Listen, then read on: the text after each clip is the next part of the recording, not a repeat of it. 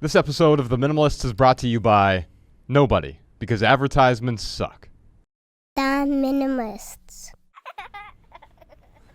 Hello, everybody. Welcome to the Minimalist Podcast, where we discuss what it means to live a meaningful life with less. My name is Joshua Fields-Milburn. And I'm Ryan Nicodemus, and together we are the Minimalists. Today, Ryan, we're going to talk about emergency items. Nice. We're going to talk about preparing for emergencies.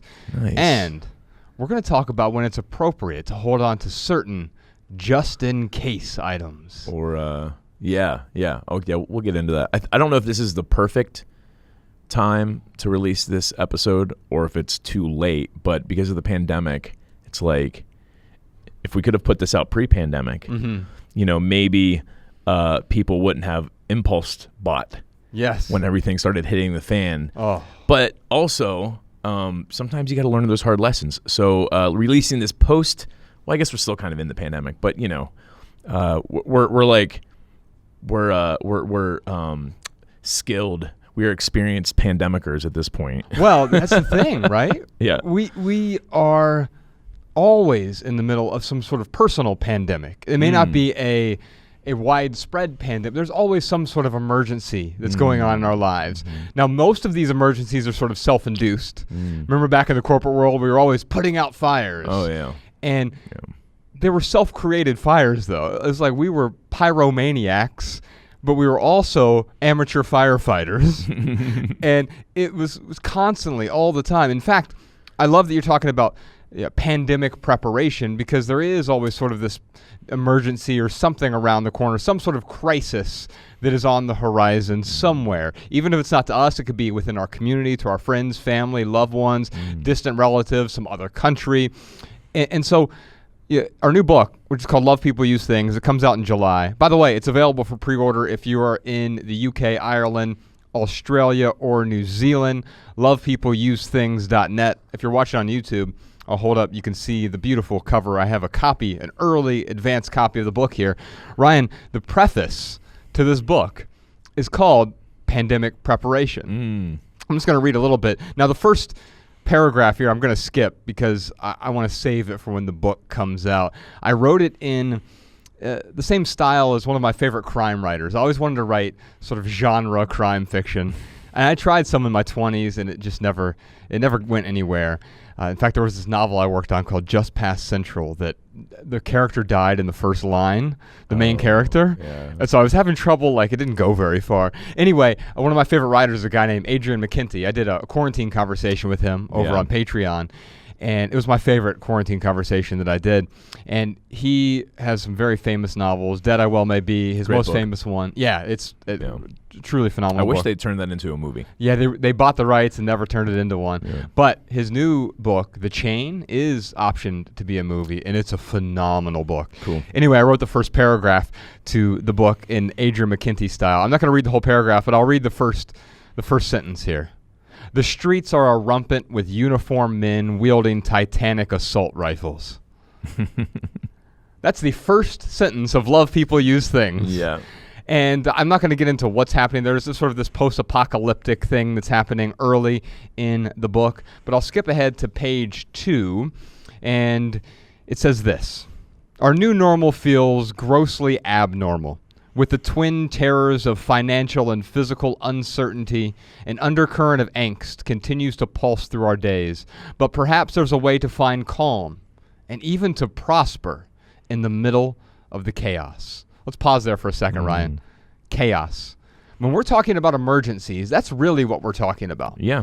Chaos. Unplanned chaos?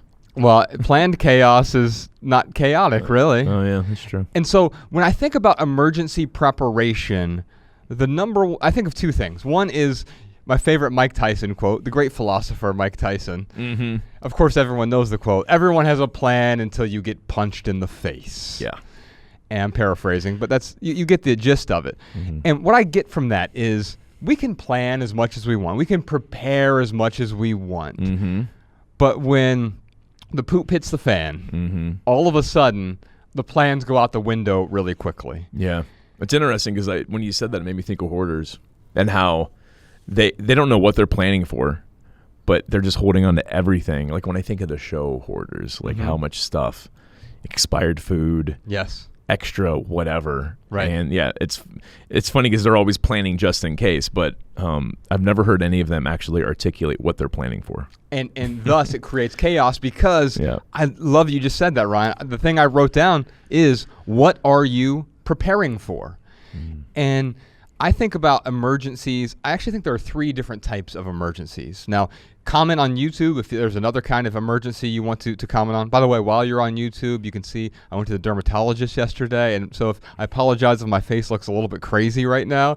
He zapped all kinds of things on my face. So feel free to comment and let me know that you still think I'm pretty. So there are 3 types of emergencies. 3 types of emergencies. Is one of them an active shooter emergency? Sort of, yeah. Yeah, that's the first one, immediate emergency. Yeah. Now, that could be something as simple as we were hiking with Ella a week or 2 ago, and her little Russian friend, Sasha, who is so Russian. She scraped up her knee.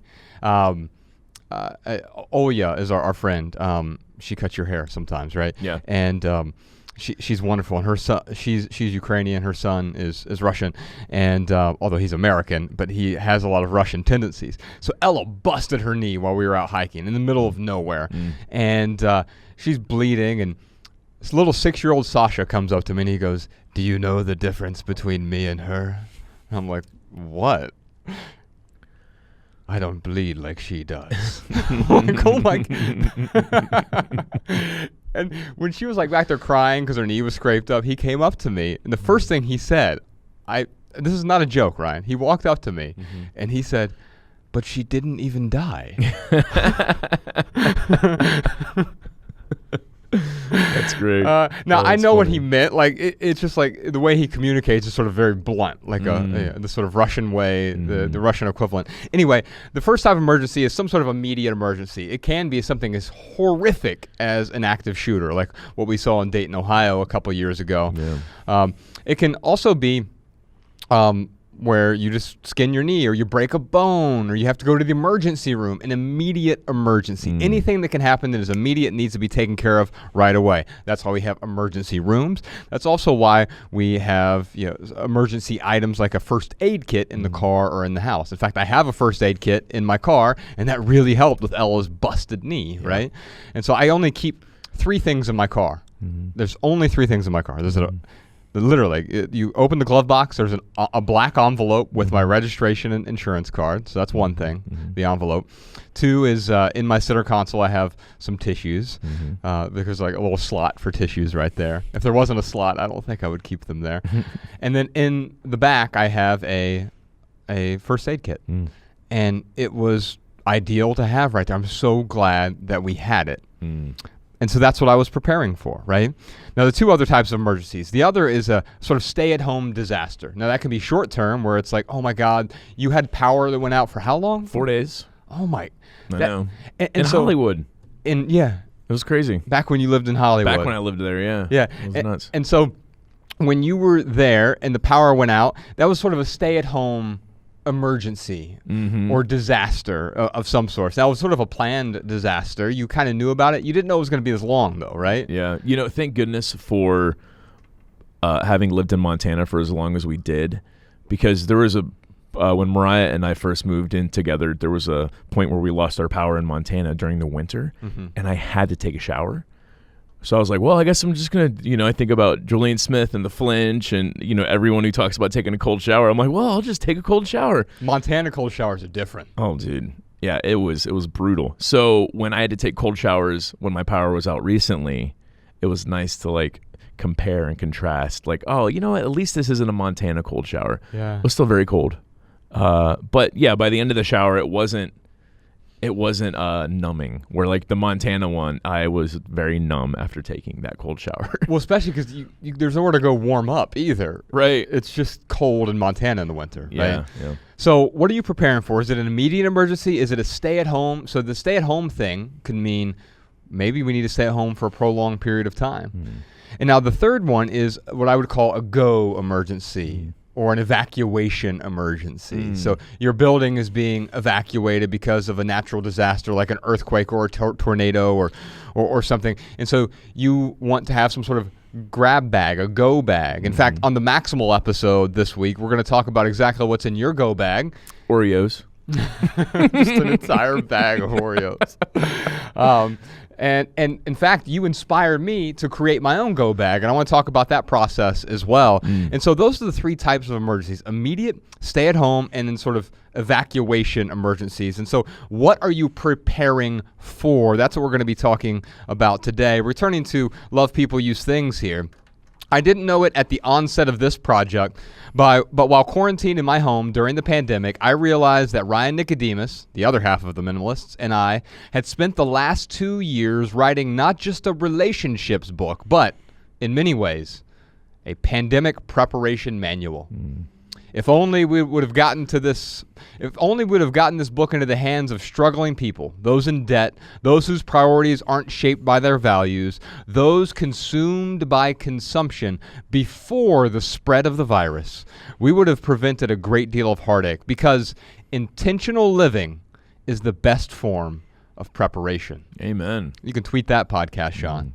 In fact, if I were to rephrase that specifically for this episode, I would say that minimalism is the ultimate form of preparation. Yeah, I totally agree. Well, it just reminds me of, people kind of jabbing us on Twitter when the pandemic first started happening, and they're like, "Oh, I bet you're regretting getting rid of all that stuff." Yeah. It's like, well, I've spent the last 10 years making sure that what I have in my home is important. Right. And it's things that I actually need and I use. So, actually, it's kind of nice because I can be home without a horde of clutter, and I have everything I need. That's the key. And in fact, in any of this, let me ask Andrea's question here from Facebook. She says, how do we reconcile what we actually need with what we want? Well, it's because as soon as you identify what enough is, which is what you've done in your home, sure, you say, I already have everything I need. And in emergency specifically, what you want really isn't important. Right. If it's during an emergency, it's like, well, I don't have my most comfortable socks, right? Who cares? Like, we don't actually worry about those things. If we're in a true emergency, then having what you need is what we're talking about now. And so this is an evergreen episode. This has nothing to do with the pandemic, because there's always some sort of pandemic that's going on inside us or around us in some respect. Returning to text here. When you step back, it's easy to see that the so-called preppers, the embarrassment of hoarders we see on our TV screens, are the least prepared for a crisis. You can't trade canned corn and ammunition for the support and trust of a loving community. You can survive, however, if you need less. And you can thrive, even in a crisis, if your relationships are thriving. It goes on to talk more and more about the pandemic and preparation and how we conflate essential items with non-essential items and junk. And then it says, in an emergency, not only must we jettison the junk, but many of us are forced to temporarily deprive ourselves of non-essentials, those things that add value to our lives during regular times, but aren't necessary during an emergency. If we can do this, we can discover what is truly essential. And then we can eventually reintroduce the non-essentials slowly in a way that enhances and augments our lives, but doesn't clutter them with junk. And so you can check that out. By the way, like I said, available for pre-order right now, UK, Australia, New Zealand, lovepeopleusethings.net. That does help us out if you are interested in the book and you want to pre-order it. But Ryan, before we get into our questions today, let me just say this. When I think about emergencies, I do feel like, especially the OCD in me, I want to be prepared for everything. Sure. But let me talk about what I think is the most important thing during an emergency. I think the key takeaway from this entire podcast episode is don't panic. Because you can be the most prepared person in the world, but if the disaster hits, when you get punched in the face, so to speak, and you panic, then all that other stuff doesn't serve you at all. All the preparation goes out the window. It does. Yeah. And so I think maybe the best way to prepare is, no matter how you've prepared, is that during the crisis, you remain calm. Yeah. You never look in the rear view and say, I wish I would have panicked more yesterday. Yeah. Now, it doesn't mean, I'm not saying do nothing. Sure. Be inactive, freeze. That's not what I'm saying. We can take action, though, without panicking. Yeah. Yeah, it's such a Oh, it's a very visceral thing, right? Like when I think of when you and me and Mariah were walking down the street, Yes. and the cops were pulling their guns. We were in Hollywood. Yeah, and you and I started running, and Mariah just froze. Uh-huh. Yeah. So yeah, I mean, it's important to. I don't know, man. Like, because that's something with Mariah that we've talked about, and because I'm like, hey, Mariah, this probably isn't the only emergency that's going to happen in our lives. So, maybe I don't know. We can take some steps to make sure that you're not freezing like that. Mm-hmm. And I don't know what those steps are. I mean, she's been meditating more. She's, been doing a lot of yoga, whatever. Will that help? I don't know. But I'm just saying in an emergency, sometimes, it's impossible for someone to not panic, I guess, because there's that fight, flight, or freeze response. Mm-hmm. But I'll tell you, man, I perform best in an emergency situation. Yes. And I think it's because of growing up. I had emergencies constantly happening in my life. So, yeah, now when an emergency happens, like it's almost more calming to me. And almost like I get this instant calm when something is happening, because it's like, okay, like I have to be alert and I have to know what to do right now. You become hyper focused in a way. Yeah. And so what's fascinating, what you're talking about there, we were on Cahuenga Boulevard or street or whatever it is, avenue, and we were walking up there. I think it was after a concert or before a concert, and as we were walking, we saw the cops. They were drawing the guns on these people because they had guns in their car. Apparently. Yeah, like as they had him pulled over for a traffic stop. And we heard them say he has a gun. Yeah. And so you and I didn't run out of panic. We ran simply out of, hey, we know we have to take some sort of action. Yes. And so sometimes panic looks like freezing. So in a way, Mariah, she panicked, and her panic response was to freeze. Yeah. And so sometimes panic looks like inaction. Sometimes it looks like overextension of action or hyperactive. Right. And what you and I did was simply run to safety. We Yeah. wanted to get behind a brick wall as soon as we possibly could. What's crazy, because you, Mariah, and I were the only ones.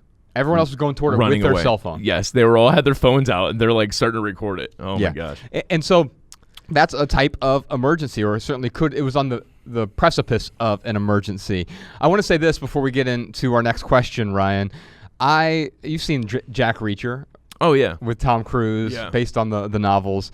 I think he's the most prepared for emergencies. And although he doesn't have any accoutrements to prepare for emergencies, he, in fact, when you see him in the film or in the books, he has only the clothes on his back. He doesn't have a backpack with him. He doesn't have a spare this or spare that. Yeah. He doesn't have anything. He's an extreme utilitarian minimalist. Yeah. And so let me just say this. I strive to be like Jack Reacher even during emergencies. And this is kind of where you and I maybe bifurcate a little bit. But I will say that I fail a lot, because anything more than what Jack Reacher has, in my eyes, for me, only for me, is a failure. And of course, I have more than Jack Reacher, because I have an apartment with a couch and I have a go bag now. And, and so I'm failing constantly, but I'm always keeping that in mind.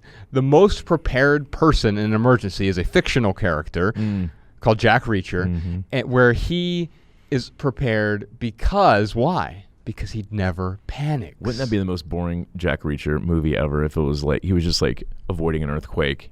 It showed what he did after like a natural disaster. It would. Hey, Grace from Columbia, Missouri has a question for us. So I've really started going through a lot of my own things and kind of listening to what you guys are saying and adapting it to my own life. But the thing I haven't been able to get over is you're talking about just in case things.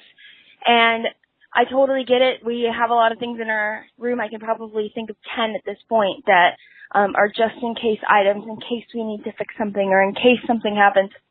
But what are your thoughts on the just in case first aid kit? That's something, just while listening to one of your podcasts while I was cooking the other day, sliced my finger open with a food processor and, bleeding finger, Band-Aids are kind of important. So where do you guys kind of fall on the first aid kit in the just-in-case category? So, Ryan, the first thing I want to do is send Grace a copy of our Minimalist Rulebook. It's free. You can download it theminimalists.com/rulebook.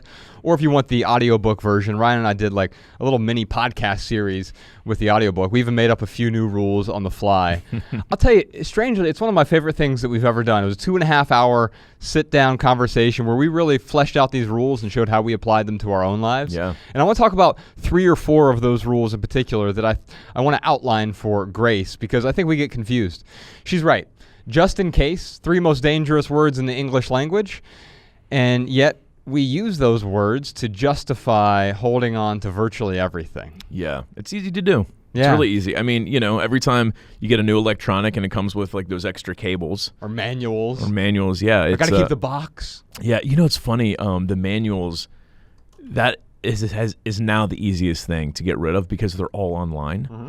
So it's but you're right though. I mean, when I was doing the packing party, there were a lot of manuals or a lot of like random cords because we hold on to it just in case, because we don't want to have to go and buy a cable if we need one. You Right. know? Yeah. So what I want to do for Grace here is I want to delineate just in case, just for when. So we have a just in case rule. We also call it the 2020 rule. We have the just for when rule. And then we have the emergency item rule. Yeah. We also have something called the seasonality rule. And I think most of our items that I own now fit within the seasonality rule. Yeah. And so the seasonality rule says, hey, if I look at something like camping equipment is a great example right now. So the day this comes out is the end of March. And so I look back, let's say you have my wife has a bunch of camping equipment. Her and Ella go camping. I don't go camping. I grew up poor. I don't need to recreate my childhood. And so they have camping equipment. And the question is like, well, it was just winter. Have you used it in the last 90 days? If not, am I going to use it in the next 90 days? And if not, I give myself permission to let go. There are a few exceptions to that, just for when items and emergency items. So the 90-90 rule just covers most regular items. The items that I own all fit within that seasonality rule. That's one of the rules in the Minimalist Rulebook, 16 rules for living with less.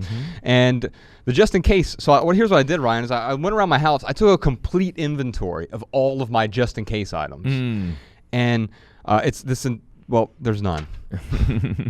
0 just in case items. Yeah. Now, it took me a long time to figure this out. In fact, you and I came up with this rule back in 2011. Yeah.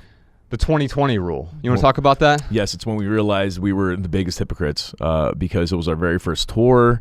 We were the Minimalists going to our first city to do a meetup, and we get to the hotel, we open up the trunk, and it was just, we had like 4 bags between the two of us for like 5 if you count my garment bag. Yeah, right, exactly.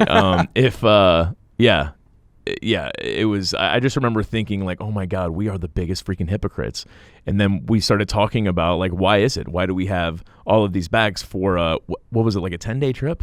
Yeah, maybe not even that. 8 days? Yeah, it wasn't very long. And we started to realize like, oh, we're bringing all of these just in case items. Well, we were going to be in Florida. So certainly I wanted to bring swimming trunks because maybe we would go to the ocean. And maybe we did go to the ocean. But I had like 2 or 3 pairs of swimming trunks. 3. Yeah, because, if we go swimming in the ocean and then I want to swim the next day, I need a clean pair of swimming trunks. I don't know. But that was kind of our light bulb moment of like, wait a minute.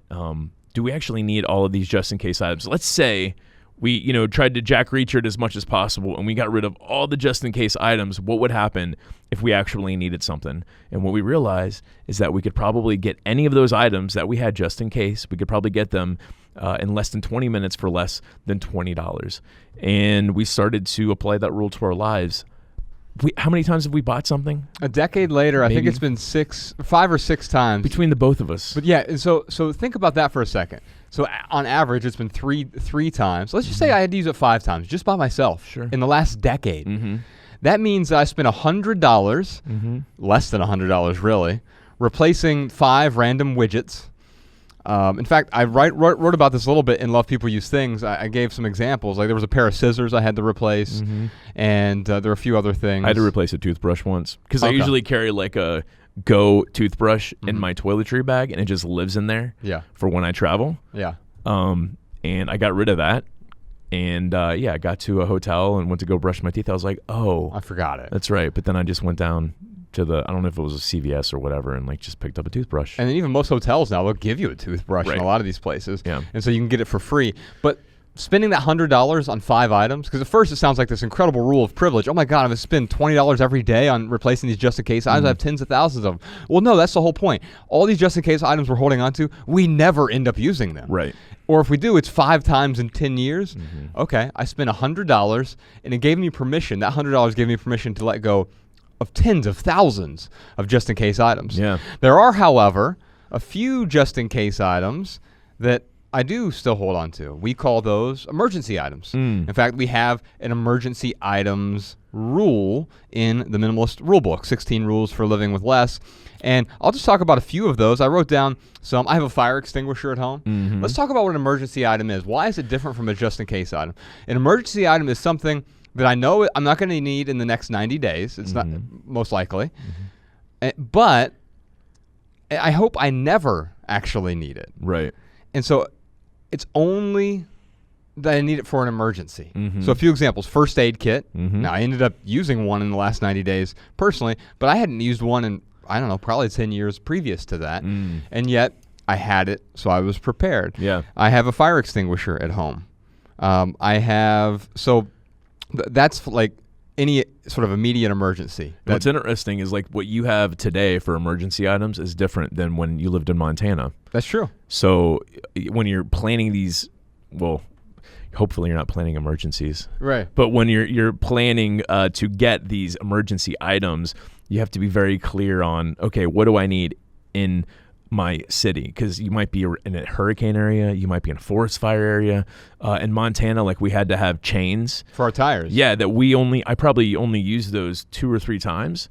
But there are certain times when you're traveling, like they won't let you go any further unless you put chains on your vehicle. Yes. I had jumper cables in Montana. I got rid of them here, even though as soon as I moved to California, or last year actually, so a few years after I moved to California, is when I actually needed jumper cables. But guess what? I survived. Someone else had jumper cables. Yeah. And if you walk away with another lesson from this whole thing, is that the community support is always the way that we come together. I think back to Dayton, Ohio in 2019, that summer, 2 major tragedies. We had the immediate emergency of the mass shooter down in the Oregon district of Dayton, Ohio, 2 blocks from where I first lived and where I lived most recently before I left Dayton. And that's terrible, right? And then, of course, there was also the tornadoes that summer that devastated. Unfortunately, only 1 person died, but we're talking millions and millions of dollars worth of damage to homes and event centers, etc. But what happened? Everyone set aside their partisan politics, their personal beliefs, their opinions, and the whole community came together. Yeah. Could you imagine, like, I don't know, going to someone for help and they're like, I don't know, who'd you vote for? Right.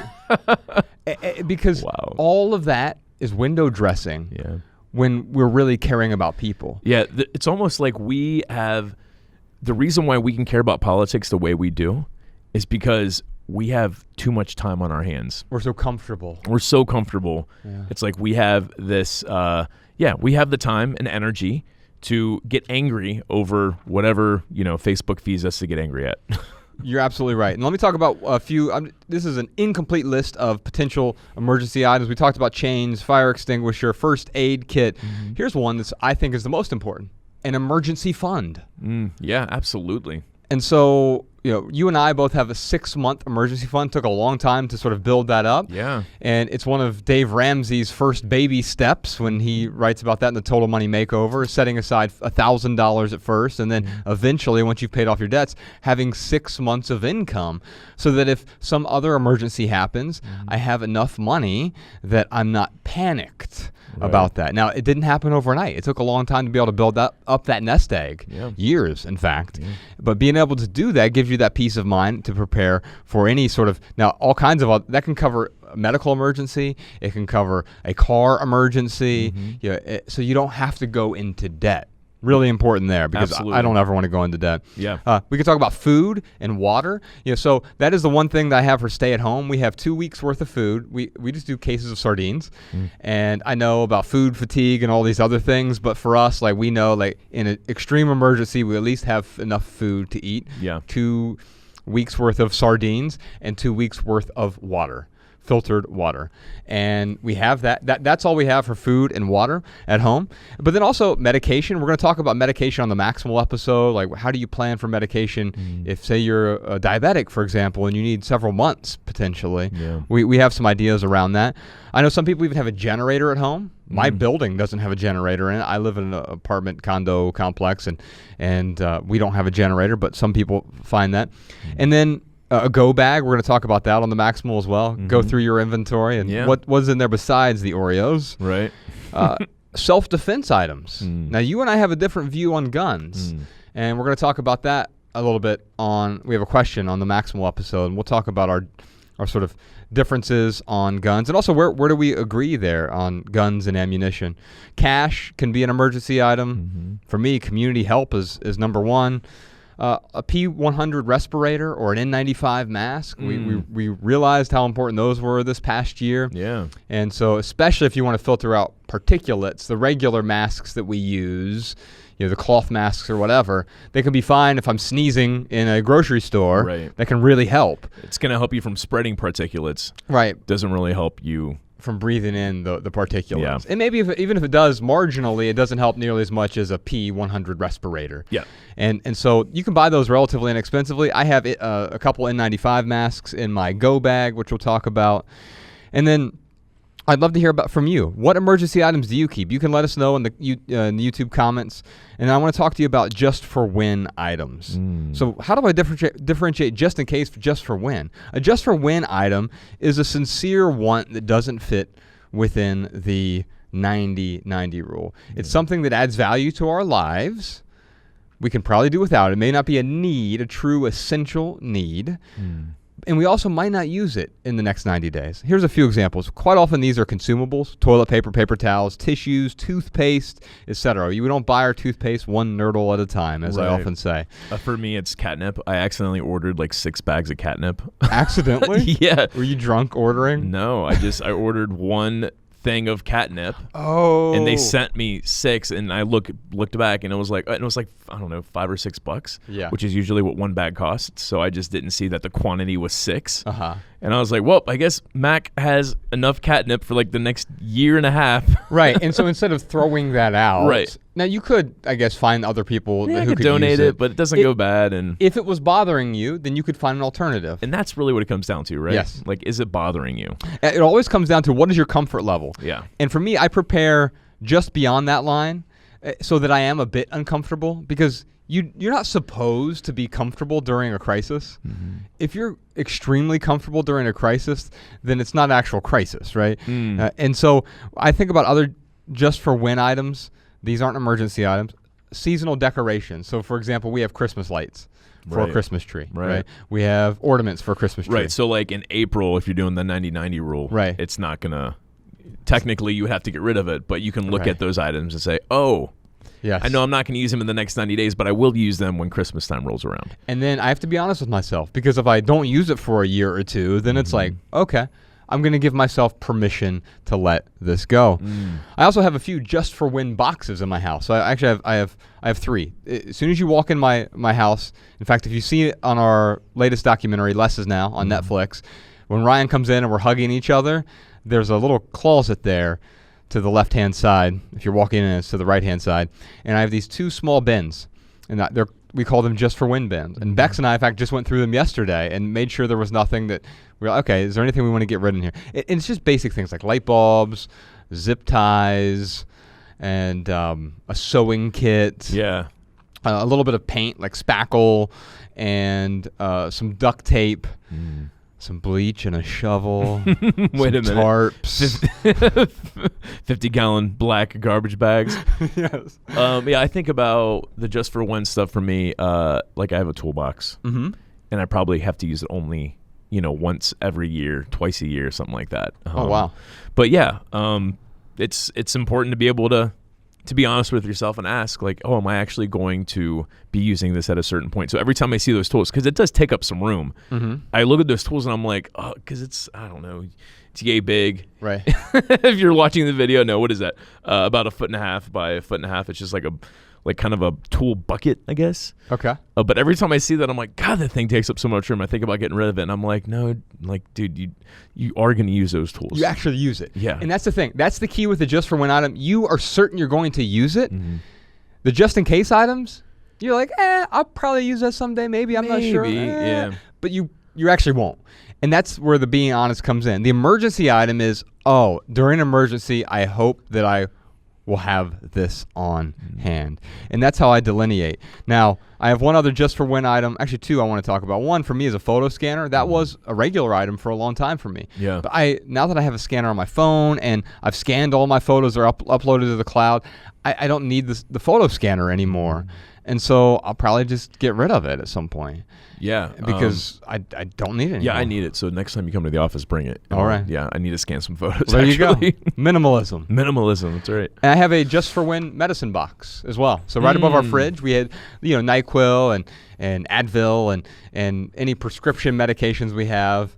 You don't just go and like take random swigs of NyQuil to make sure that it falls within the seasonality rule. Right. It's like, well, once a quarter, I get drunk off NyQuil. No, but what's fascinating about that is we still go through there about once a quarter and find anything that is expired. Yeah. Now I have OCD, so sometimes it's once a month. I'll just go through all of these just for win bins like once a month. Fun for you after you get done ironing. You're like, what else can I do? I really to me, it's like, how do I be more like Jack Reacher? Yeah. And Jack Reacher wouldn't have a medicine box. He doesn't need it, but I do. And so what are the essentials in there?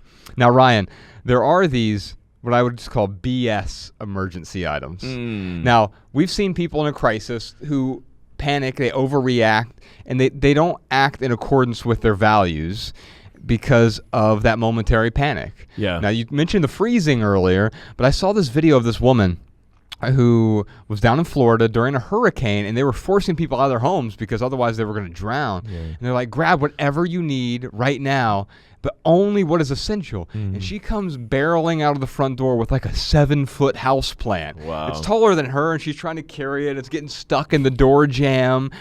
And I realized, like, that's me. Yeah. It may not be the house plant, but there's all these things in my mind where I'm like, I would grab this or grab that. Yeah. And that is why it is important to have some sort of go bag, so you can grab what you need within 30 seconds, get out of the house if you absolutely need to. It makes me think about when Mariah and I were at Trader Joe's when the pandemic first started happening. Well, actually, when the thing started flying off the shelves, there's a certain point where all of a sudden everyone started panic buying. Yes. So we're in Trader Joe's. We were just getting our regular groceries. We were not panic buying. But there were people in line. Like one lady had a cart full of like, I don't know, probably 24 bottles of wine and, a bunch of like snack junk food. I saw one guy, as much as he could fit in his arms, he had these, like basically Oreos, like all these cookies. Oh, like man. that was the only thing he was holding was like a bunch That's of cookies. all he had. Yeah. He was panic buying cookies. Yes. Yeah. Oh, wow. Now, I get it. You can have some calories from that. Sure. But those are the BS emergency items. And this isn't judgment. This is just like an It's identifying. Yeah. And anytime we judge anyway, what are we doing? We're really judging ourselves. Holding up a mirror. That's it. And what you're saying is, under another circumstance, I would be the guy holding the cookies. 100%. And here's another BS emergency item. Toilet paper, paper towels. Yeah. You never, ever need paper towels during an emergency. Yeah. I think about... Are they convenient? Sure. Yeah. Is toilet paper convenient? Yeah. Yes. But it's not a true emergency item. No, because, ultimately, I was talking to my Oma when she was running out of toilet paper. And I was like, I'll see if I can send you some, like, toilet paper or, like, find some boxes of tissues to send you or whatever. And she was like, worst case scenario, there's a bath in my bathroom. Exactly. And she comes from a time, she was growing up in Germany during World War II.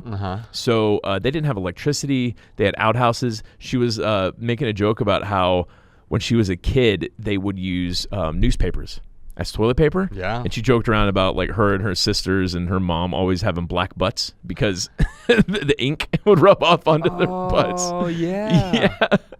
Wow. Anyway, so and actually, there's something there with, because she grew up very poor and not privileged. Like the pandemic for her, it wasn't that because she's went through way worse. Yes. Than not being able to buy toilet paper. Right. Yeah. And so thinking about those other things, I saw someone else during a tornado where he was carrying like a milk crate full of books. Mm. And there's never a time where you need a crate of books as an emergency. I get it. If you want to have one book with you. In fact, in my go bag, I have a tiny pocketbook. It's Anthony DeMello's The Way to Love. And so I figure, like, if I have to go somewhere and I'm in the middle of the woods, I at least have one. If there's one book I'd want to read over and over and over because I already have read it several times, it's that one book. But it's super tiny. It takes up no space whatsoever. And other things like cooking appliances. I've seen people with crock pots or whatever. These aren't emergency items. However, if the second type of emergency is stay-at-home disaster, we already have most of the things we need anyway. And so once you've identified what is enough in your home, you realize, like, if I have to stay home, I already have everything I need. I do have enough toilet paper to last several weeks. I have a crock pot as long as our water doesn't get turned off, which it's highly unlikely unless there is a disaster that destroys the pipes where we are. Right. Even in Wuhan at the peak of COVID, they had full water. Right. And so think about that. We can't prepare for everything, but we're generally going to have access to water even if we don't have access to electricity. Electricity is less essential than water. Water is truly essential for us. And that's why I have some backup drinking water as well. Yeah, when our power went out for 4 days, I had to keep putting myself in this mindset of, hey, Ryan, they used to live without electricity up until 150 years ago. Yes. Or however long ago electricity became mainstream. Yeah, and it's crazy because, like, now we think about it. I mean, you can actually sue your electric company. Wow. Like, if they don't, like, when we were out of power for 4 days, we had a bunch of food go bad. We had a bunch of food spoil. And, people were talking about how, well, you can call the electricity company and, like, have them reimburse you for their food. And I was just thinking, like, isn't that crazy? Like, it's really not, I mean, I guess it is a need depending on, like, in hospitals and stuff like that. But even then, like, hospitals used to not have electricity, but now it's become such a need. Yeah. I'm saying that in air quotes. That if the power company doesn't get your electricity turned on fast enough, you can sue them for not having electric. What, again, just blows my mind. Yeah, same. Also, when I think about BS emergency items, the one that really is like the parody are the Jim Baker buckets. Oh yeah, Baker buckets. Sean, if you can put a link to the Vic Berger did this hilarious because he edited it funny with music and everything. The really, because it shows you how absurd the Baker bucket. Now he also has buckets of Bibles.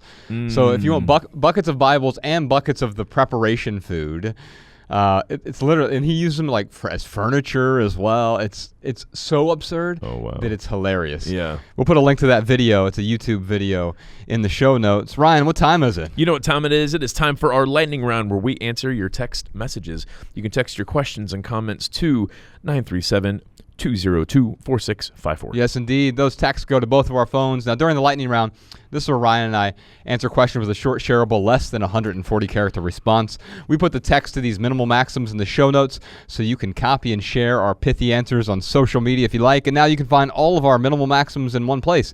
Thanks to our good friend Jessica.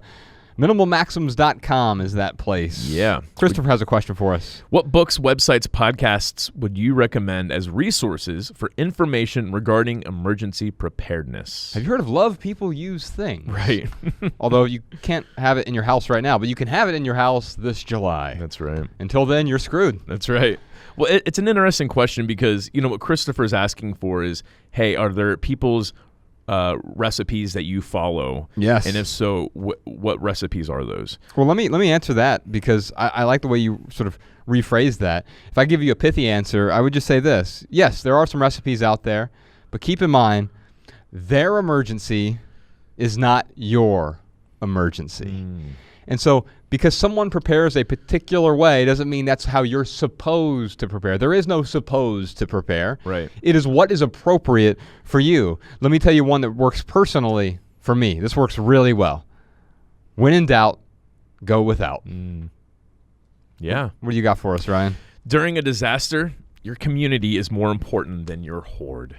Yes. So if you focus on building relationships with your neighbors, with other members of your community, Adding value, then they are going to be there for you when there is an emergency. Now, there's one website I will recommend only because I know the man who runs this website. He's on my men's team. It's noahsarkprep.com, and he is a prepper. Like, he is way more stuff than I would have, especially because he owns his own home. So, when you own your own home, you're going to have, if I own my own home, I might have a generator, Sure. I don't know. Especially living in LA with earthquakes and stuff. But what he was able to do with me is he does like one-on-one consulting, and he was able to like give me a list of all the ingredients in his recipe. Yes. I don't even know how many things were on that list. And I literally just like circled what I was like, okay, these are things that I will put in my go bag, or bug out bag is what the prepper community calls it. And so I was able to like pick and choose the ingredients, and he was very helpful. He wasn't like trying to talk me into anything else. He was like, oh, okay, if this is what you feel like is appropriate, then I'll be more than willing to help you get this. Now, some of this stuff too, and we'll talk about this more in the Maximal, but a lot of the stuff that I have in my bug out bag is I still use it on, They're everyday items. Yeah, they fall within the seasonality rule. Yeah, exactly. But it's funny. I was talking to him about this podcast because I was like, hey, I'm going to mention your website. I just want to make sure that you are happy with the way it looks, and people might show up. And I was talking about the bug out bag, and he was like, he goes, more important than the bug out bag, I talk about the get home bag. And the whole get home bag is a backpack that you carry. It's basically a first aid kit plus that you constantly carry with you in case some kind of emergency happens and you have to hoof it back home. And I have not been able to talk myself into having a get home bag, but it just to the point of it is highly individual when it comes to preparedness. You want to make sure that you are preparing yourself with what is comfortable enough. So yeah, there are some recipes out there, but you're not going to follow someone in Miami, Florida. You're not going to follow their recipe if you live in Missoula, Montana, because you've got different emergencies that you're preparing for. What I like about the noahsarkprep.com is he provided you with basically a recipe. Here's 200 items, and you get to say, great, here's the 20 that are applicable to me. Not even that, but yeah. As a minimalist, here's the 7 that are applicable to me. Yeah. And it's adjust for taste. And for me, I might look at it and say, well, Ryan picked 20, I'm going to pick 7. And because I'm a bit more utilitarian, it's not that he's right or I'm right or that Noah's Ark is right. There's one other website we're going to cover on the Maximal episode. I'm going to go into depth, but I'd be remiss if I didn't mention ready.gov. There's 2 links that we're going to go over. We'll put a link to both of these in the show notes. Now, Bex and I have done this. Make a plan. You sit down and make your emergency plan together with your family. Absolutely. So we've done that. And then also building a kit. Now, that can be the go bag, but it can also be an at-home emergency kit. So if you're planning for that stay-at-home disaster, that's a type of kit. And if you're planning for the evacuation emergency, that's the go bag. Then we'll talk about the inventory of both of our to-go bags. But ready.gov has a lot of resources. We'll put a link to that in the show notes as well. We got a bunch more to talk about. But first, Ryan, what do you got for us? Here are some voicemail comments and insights from our listeners. Check them out. Hi, Josh and Ryan. This is Michelle from West Lafayette, Indiana. There was a question about feeling guilt when taking people off social media, unfriending, unfollowing, or what have you. Once in a blue moon, I take a radical approach and delete my profile altogether. Now, I realize this won't be everyone's favorite idea. However, I've realized over time that the people who matter most to me will friend me again or vice versa. It's also nice to take what I consider a deep breath or maybe even a detox from that particular social media site. Again, I realize that this is not everyone's cup of tea, but it might be worth considering. Thanks for listening. Hi, my name's Amanda from Revelstoke, BC, Canada. As a divorced mom myself with an ex-partner who didn't initially see the value in saving for our son's future education, I would recommend the following. Number 1, if possible, try to have something added to your separation agreement which states exactly how much each parent is to contribute annually to an education savings fund for your child. Number 2, get creative. Start chatting with your child now about different ways to save money and work while in university to make up for any shortfalls. For example, things like becoming a paid teacher's assistant, resident advisor, campus bookstore rep, etc. You can also start talking to them about finding jobs that will pay for their living expenses, plus a little bit extra, during their university breaks. Things like summer camps, resorts, and cruise ships are all great options. In this way, students can work during all of their breaks, not live at home during their breaks, see the world, and get paid to do it. In fact, I personally was able to work seasonally during my entire 6 years of university, where I earned 4 degrees, and pay off $35,000 in student loan debt in just 1 year of working full-time on cruise ships after I finished my last degree. A great place to start your research is YouTube. For example, you can just YouTube or Google how to work on a cruise ship seasonally, and you'll come across just a ton of info. I want everyone to know there are ways to finish university almost completely debt-free or debt-free totally, get paid to travel and see the world, and build your resume at the same time. All right, y'all, we got a bunch more surprise questions this week on the Minimalist Private Podcast. Ryan, I'm really excited for this one because there's so many other things for us to talk about. I want to share my emergency shelter plan, the evacuation route with you, all of these things over there. But first, right here, right now, here's one thing that's going on in the life of the minimalist. A brand new month is right around the corner. And that means it's time for the 30-day minimalism game, also known as the hashtag Less Is Now challenge. Yeah, so at the end of our new film, Less Is Now, on Netflix, it's called the Less Is Now Challenge. Basically, here's how it works. And the reason I mention it now is because you can download the free minimalism game calendar, theminimalists.com/game. All the rules for the game are over there as well. It's free to play. We don't charge you anything. The calendar's free. There's also some infographics and things that you can share over there if you're interested in that, and a video that Ryan and I recorded about the game. Basically, here's how it works. You partner up with someone, a friend, a family member, a coworker. At the beginning of the month, you decide to get rid of some stuff. First day of the month, you each get rid of 1 item. Second day of the month, 2 items. Third day of the month, 3 items. Starts off really easy. Bex and I and Ella, we all did this a few months ago.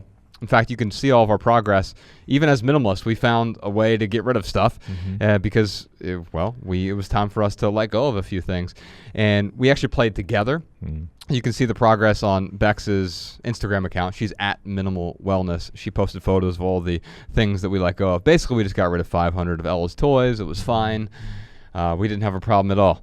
And but no, you can just partner up with someone. By the middle of the month, it starts. For me, Ryan, I noticed around day 12, it got really difficult. It was like, oh, okay, because tomorrow I have to get rid of 13 items. And then the next day, 14 items. But we made it all the way through. You'll actually be pleasantly surprised what we got rid of the last 3 days. It's not cheating if you make up the rules, right? Right. So you just got rid of a bunch of paper clips. Sort of. So it wasn't paperclip specifically, but yes. Yeah. It was something in that vein.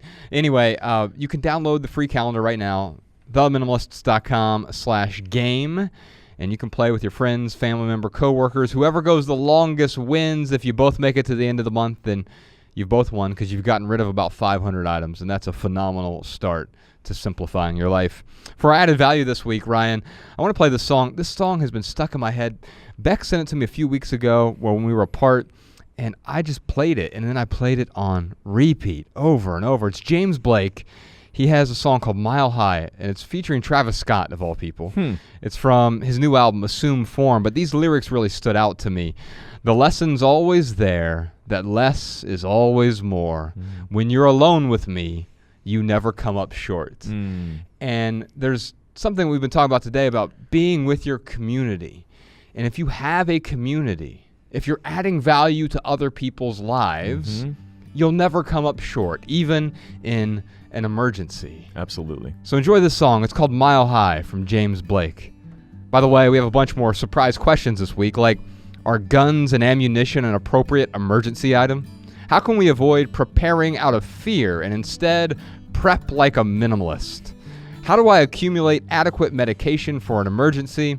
How much cash should I keep on hand for emergencies? What is in Ryan Nicodemus's bug-out bag? You'll never guess. Also, what's in mine? Plus a million more questions for the minimalists. And if you want to hear all that, join us on the Minimalist Private Podcast this week. Visit theminimalists.com/support to subscribe and get your personal link so that our private podcast plays in your favorite podcast app. Ryan is cheaper than a cup of coffee, and I'd be remiss if I didn't mention all of the archives that are out there. More minimalism than you can chew. Ryan, how do you eat an elephant? One bite at a time. One episode at a time. That's right. Enjoy that. Theminimalists.com/support. Dig into those archives. Hundreds of maximal episodes that are available only on Patreon. You can follow The Minimalists on Facebook, Twitter, and Instagram at The Minimalists. Come to one of our live podcast shows. Visit theminimalists.com/tour to find a city near you. If you have a question, comment, or minimalism tip for our podcast, email a voice memo to podcast@theminimalists.com. And if you want our show notes in your inbox, sign up for our email list over at theminimalists.com. You'll also receive any new minimalist writings that we write for free. And if you leave here today with just one message, let it be this: love people and use things, because the opposite never works. Thanks for listening, y'all. We'll see you next time. Every little thing you think that you need, every little thing you think that you need, every little thing that's just feeding your greed. Oh, I bet that you'd be fine without it.